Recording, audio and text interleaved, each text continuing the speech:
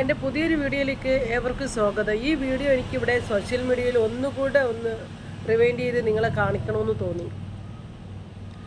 ഞാനൊരു കമ്മ്യൂണിസ്റ്റുകാരിയാണ്, അല്ലെങ്കിൽ കമ്മ്യൂണിസത്തെ സ്നേഹിക്കുന്നവളാണ് എന്ന് കാണുമ്പോൾ ചിലർക്ക് 1000-ലെ ഒരു 10 പേർക്ക് ചെറിയൊരു പുച്ഛമുണ്ട്.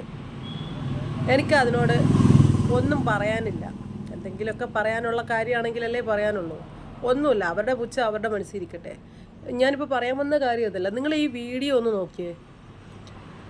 ഏതോ ഒരു ധനികനായ തന്തയുടെ ഒരു മകള് നടന്നു വരുമ്പോഴത്തേക്കും ഒരു 4-5 പട്ടികൾ ചേർന്ന് അതിനെ കടിച്ചു കീറാൻ വേണ്ടിയിട്ടുള്ള ശ്രമത്തിലാണ്. അതിനെ തള്ളിയിട്ട് കടിച്ചു മാന്തി പറിച്ച് അത് കണ്ടുകൊണ്ട് വരുന്ന ഒരമ്മച്ചി അവരുടെ വണ്ടി ആ നടു റോഡിൽ ഉപേക്ഷിച്ചിട്ട് അവർ ആ കുട്ടിയെ ജാതി മതം ഭേദം ഒന്നും നോക്കിയിട്ടില്ല. മനുഷ്യൻ്റെ ജീവൻ മാത്രമേ ആ അമ്മച്ചി നോക്കിയുള്ളൂ.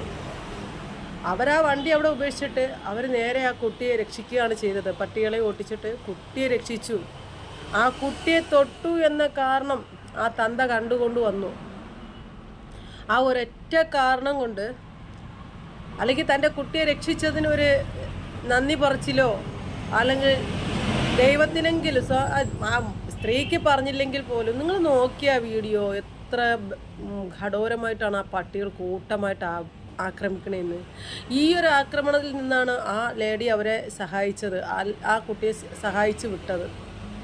എന്നിട്ട് ആ തന്തപ്പടി വന്നിട്ട്, നീ എൻ്റെ മോളെ എന്തിനാടി തൊട്ടത്? നീ താഴ്ന്ന ജാതിക്കാരിയല്ലേ, നീ എന്തിനാ എൻ്റെ മോളെ തൊടാൻ വന്നത് എന്ന് ചോദിക്കാനാണ് അവർക്ക് നേരെ. അല്ലാണ്ട് തൊട്ട് സഹായിച്ച അവരോട് ജസ്റ്റ് ഒരു നന്ദി പറയണം എന്ന് പോലും അവർക്ക് തോന്നിയിട്ടില്ല.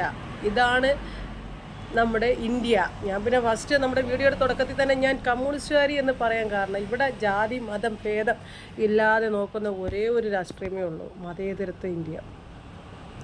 അത് കമ്മ്യൂണിസ്റ്റ് തന്നെയാണ്. അടിവരയിട്ട് നമുക്ക് പറയാം, അത് കമ്മ്യൂണിസ്റ്റ് പാർട്ടി മാത്രമേ ഉള്ളൂ ഇവിടെ. അതുകൊണ്ട് തന്നെയാണ് അവിടെ ജാതി മതം ഭേദം ഒന്നുമില്ല. ജാതി പറഞ്ഞുകൊണ്ട് കളിക്കാൻ കമ്മ്യൂണിസത്തിലേക്ക് പറ്റത്തുമില്ല.